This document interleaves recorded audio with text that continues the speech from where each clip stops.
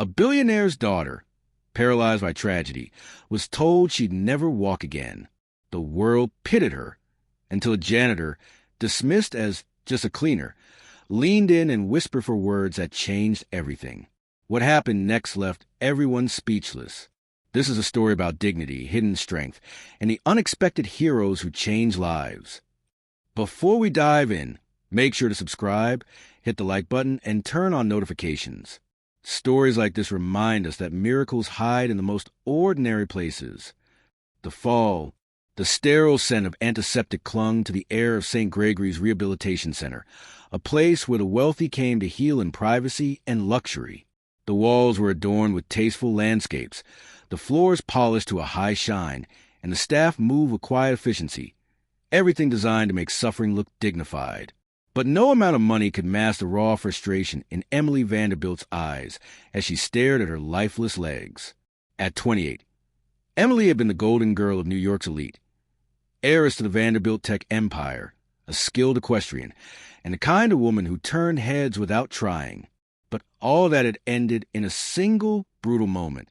A misstep during a charity polo match, a panicked horse, and a crushing fall that left her spine fractured. The doctors had been gentle but firm.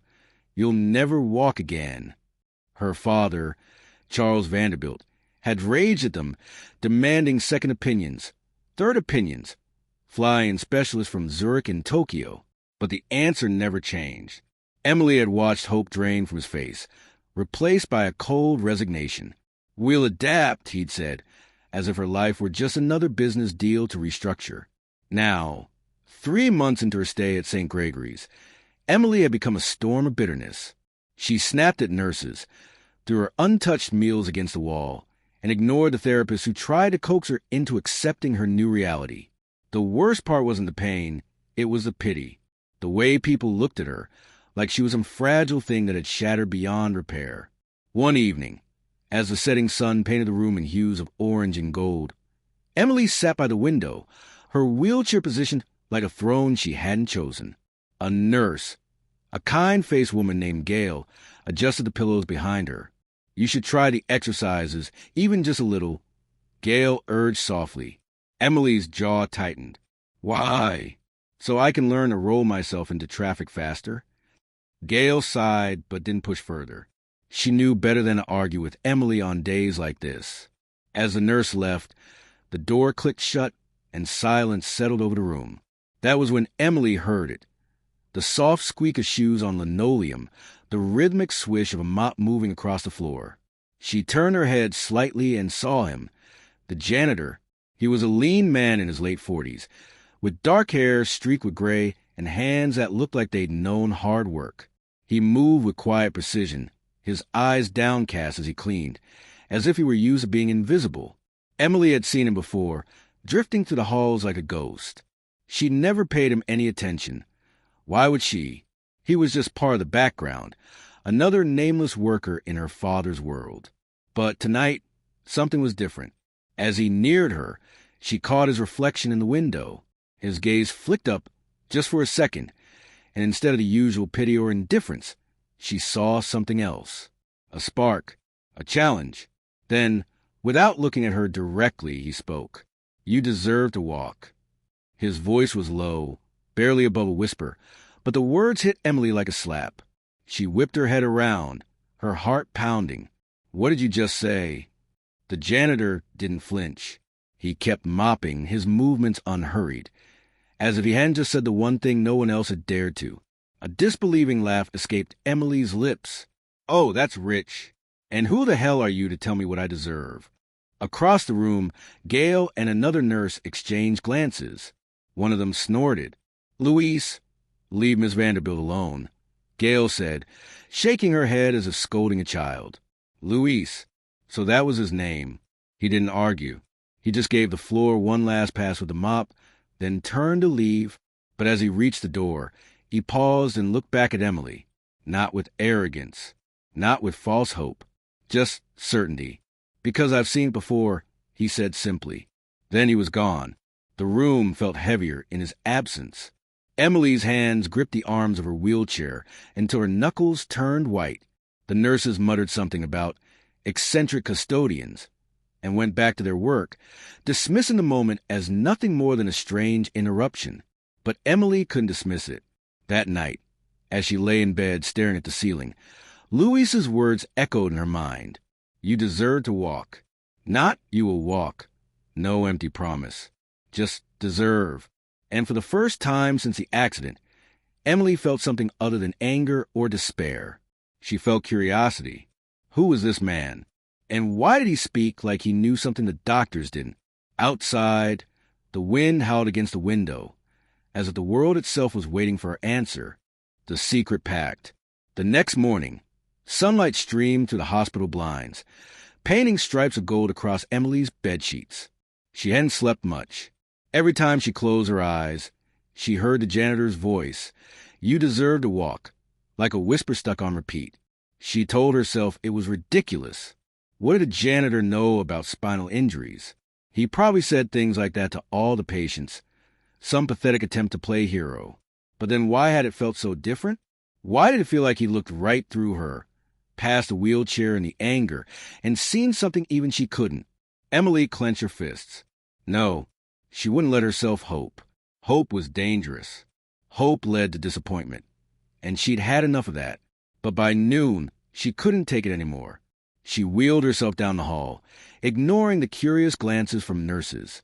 The rehab center was quiet at this hour, most patients resting between therapy sessions. She didn't even know where she was going until she turned a corner and saw him, Luis, on his knees near the supply closet, scrubbing a scuff mark off the floor. He didn't look up as she approached.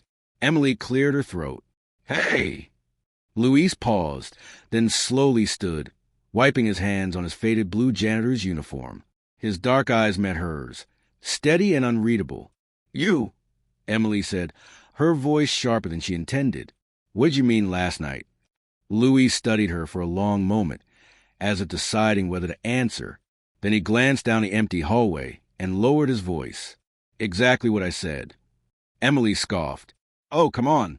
You can't just drop some cryptic line and walk away. Who are you? Some kind of doctor in disguise? The corner of Luis's mouth twitched. Not quite a smile, but close. No, just a man who's seen people like you before. People like me? People who gave up before their body did. The word stung. Emily's face burned. You don't know anything about me. I know enough, Luis said calmly. I know you haven't tried. Not really. Emily opened her mouth to argue, but something in his expression stopped her. There was no judgment there. No pity, just quiet certainty. She exhaled sharply. Fine. Let's say I believe you. What exactly are you suggesting? Luis glanced around again, then stepped closer. Midnight. The physical therapy room. If you're serious. Emily blinked. You're joking. Do I look like I'm joking? She stared at him. No, he didn't. He looked like a man who knew exactly what he was offering, and exactly how much trouble he'd be in if they got caught. A part of her wanted to refuse, to laugh in his face and wheel away. But a bigger part, the part that still remembered what it felt like to run, to dance, to live, ached to say yes. One session. She said finally, that's it. And if it's some stupid motivational act, I'm out. Luis nodded. Fair enough. As Emily turned her wheelchair around, her heart pounded so hard she was sure he could hear it. What was she doing? Trusting some stranger with no credentials. No proof he could help her? Her father would lose his mind if he found out. But for the first time in months, she felt something flicker inside her. It felt a little like hope. The first step, the clock on the wall ticked toward midnight with agonizing slowness. Emily sat frozen in her wheelchair, straining to hear any movement outside her door. The rehab center had settled into its nighttime rhythm. The occasional beep of distant machines, the muffled footsteps of the night nurse doing rounds. She counted the seconds between each creak of the hallway floorboards, her fingers gripping the wheels of her chair until her knuckles turned white. She shouldn't be doing this. The rational part of her brain screamed that this was insane. Listening to a janitor? Sneaking out like some rebellious teenager? Her father had spent millions on the best doctors in the world, and none of them had given her hope. What could Luis possibly know that they didn't? But when the hallway finally fell silent, Emily found herself turning the wheels forward. The physical therapy room was dark when she arrived, lit only by the moonlight streaming through the windows. The parallel bars stood like silent sentinels in the center of the room, the padded mats smelling faintly of disinfectant. Emily's breath caught in her throat.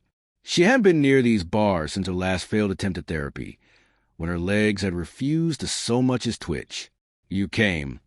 The voice came from the shadows near the equipment closet. Louis stepped forward, no longer in his janitor uniform, but in simple sweatpants and a T-shirt. In the dim light, he looked different, more alert, more focused. Emily lifted her chin. "I said I would." Louis nodded and walked to the center of the room.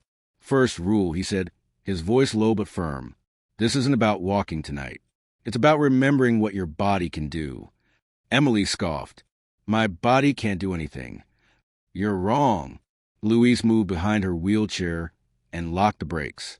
Before she could protest, his hands were under her arms, lifting her with surprising strength. "Put your weight on me."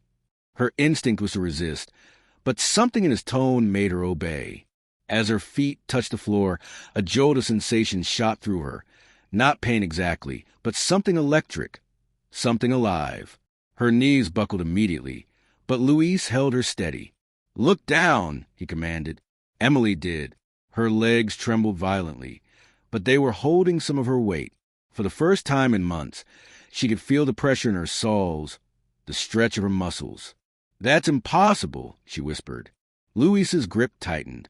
"What's impossible is believing you'll never stand again when your body is clearly still fighting." For the next hour, Louis guided her through movements so small they would have seemed pathetic months ago, shifting weight from one foot to the other, bending her knees just an inch. Sweat poured down Emily's face, her muscles screaming in protest. But she didn't stop, not when her legs gave out for the 5th time, not when her vision blurred with exhaustion. Then it happened. As Louis helped her back into the wheelchair, Emily's left foot twitched, an actual, deliberate movement. They both froze. Emily's heart hammered against her ribs. "Did you see that?" Louis's face broke into the first real smile she'd seen from him. "Told you." The sound of approaching footsteps shattered the moment. Louis moved quickly, wiping down the bars as Emily frantically tried to compose herself. The door swung open to reveal Nurse Gale, her flashlight beam cutting through the darkness. What in the world? Emily's mind raced for an explanation, but Louis spoke first. "Miss Vanderbilt couldn't sleep. I was just helping her with some stretches." Gale's eyes narrowed, moving from Emily's flushed face to Louis's casual clothes. "At midnight? Louis, you know the rules." "It's my fault," Emily interrupted, her voice steadier than she felt. "I insisted." The nurse hesitated, clearly torn between protocol and not angering the Vanderbilt heiress. Finally, she sighed. "Just get back to your rooms. And Louis, we'll talk about this in the morning." As Gale disappeared down the hall, Emily turned to Louis. His expression had closed off again, the moment of connection gone. "Same time tomorrow?" she asked quietly. Louis studied her for a long moment before nodding. "If you're ready to work harder than you ever have in your life." Emily looked down at her legs, at the foot that had moved on its own for the first time since the accident. When she met Louis's gaze again, her eyes burned with determination. "Try and stop me." The words hung between them like a promise as the clock ticked past 1 a.m., marking the beginning of something neither of them could yet name. The step that changed everything. 3 months of midnight sessions had transformed Emily's body in ways she never imagined possible. The trembling legs that once collapsed under her now held her weight for minutes at a time. The toes that hadn't moved now curled against the therapy mat on command. And the fire in her eyes, the one everyone said had died with her accident, burned brighter than ever. Tonight was different.